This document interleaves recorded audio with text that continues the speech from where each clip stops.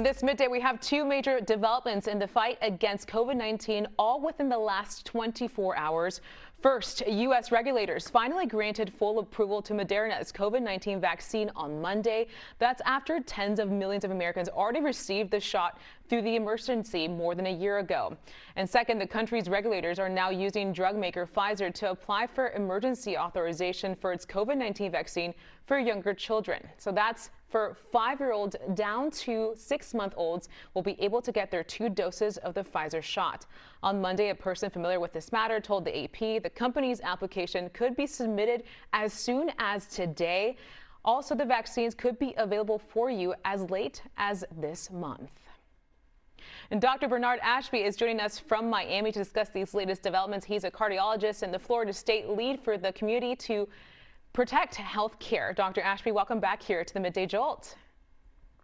How you doing, Marcel? Pleasure to be here. Yay, I'm doing great. There's so much going on here this week with COVID-19 on the front already this week. Let's ask you about this Moderna's COVID vaccine finally getting this approval.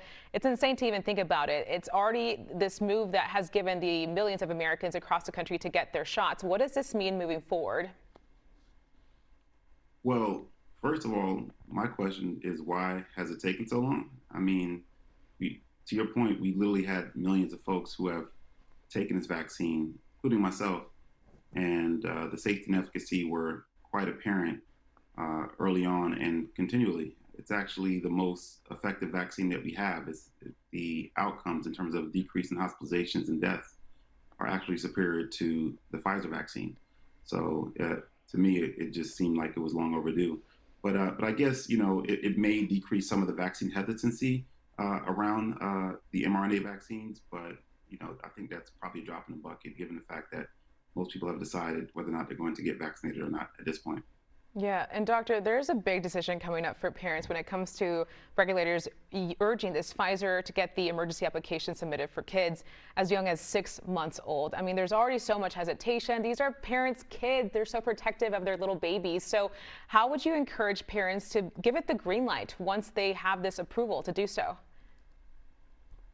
Well, I probably have a slightly different take than most of my colleagues when it comes to the vaccination of the children, especially the very young. The risk calculus is different in that population, meaning that the mortality, morbidity, and long COVID issues in young patients is much, much lower than older patients and vulnerable patients. And Omicron has actually shifted that even downwards even more. And then you have to square that with the actual risk of the vaccines, which are very low. The side effects are very low. And so every parent, I think, should have a discussion with their pediatrician, particularly if your child is high risk, meaning that they're vulnerable, they might have a congenital condition of some sort. I think it's important that it be done at an individual level and not necessarily done at scale the way we did with the vaccine in the adult population. Yeah, that's a good approach, and hopefully that would give more of a relief to the parents once they get that confirmation. I want to play this clip and get your reaction to a former Baltimore health commissioner who warns despite the tools we have to fight against COVID and COVID hospitalizations dropping in several states, she says the virus, of course, isn't going anywhere anytime soon. Take a listen. We have to recognize that we're going to be living with COVID for the foreseeable future. We need to have a reasoned conversation, establish the benchmarks for when restrictions can go, with the understanding that they may need to come back if we have a new, more threatening variant in the future. I mean, it's a question that, of course, we're all asking. You're asking yourself. What's your take on COVID being with us here long term? Well, I've been saying this. I've been saying that for a while, and you could go to my Twitter and check my receipts. And so before the vaccine rollout, I commented on the fact that many people thought that somehow vaccinations will eradicate the coronavirus, or at least the SARS-CoV-2 virus.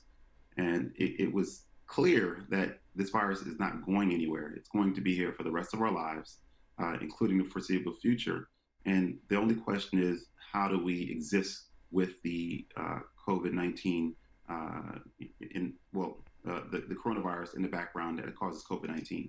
And so as far as I'm concerned, I do think it's time for our country to start making a shift towards existing with this virus and not necessarily ignoring it, But just understanding that once we have immunity, now that we have immunity, meaning that we have a large portion of our population who have been vaccinated and or infected, in addition to the fact that Omicron is a much less severe variant of the coronavirus, we just need to understand that we need to account for individual risk, meaning that there's a certain portion of our population, particularly those who are, immunocompromised, obese, diabetics, many of which don't get any routine care, and that's a huge part of the problem. Those folks need to be prioritized. In addition to the fact that we have very effective early treatments for COVID-19, meaning that if you get this therapy within a window of time, it can prevent you from being hospitalized, dying, and even decrease your window of transmissibility. Mm-hmm. So the policy needs to catch up with the reality of the pandemic, and this can always change. A new variant can certainly change the equation very quickly, and so that's why I also recommended a threat level system with the coronavirus and other pathogens as well, so that our population can adjust accordingly. So just like the Department of Homeland Security utilized a threat system for terrorism, I think we should definitely apply that to emerging pathogens and the current pathogen that's dominating the world, which is the coronavirus. All right, Doctor, final thoughts. I mean, we are getting more information about this virus. It's almost been more than 2 years now. You're saying that Omicron is less severe and hopefully more people are getting vaccinated right now. Is there anything else that's encouraging that you've seen in the medical field that we can share with our viewers at this time? Well, the amount of technology advances that we've seen so far has been mind-boggling. I mean, the ability for our scientists and our medical professionals to not only come up with these therapies, but also make sure that they were safe is, to me, is one that we'll look back on with awe. But beyond that, we need to start talking more about early COVID-19 treatment. We have quite a few tools in our toolbox, but they're being underutilized, particularly in communities of color, particularly in Black communities. So I just think that we need to, get more PR around that as well. All right, good point. Dr. Ashby, always a pleasure having you here, and thank you so much for this insight here on the Midday Jolt. We appreciate it.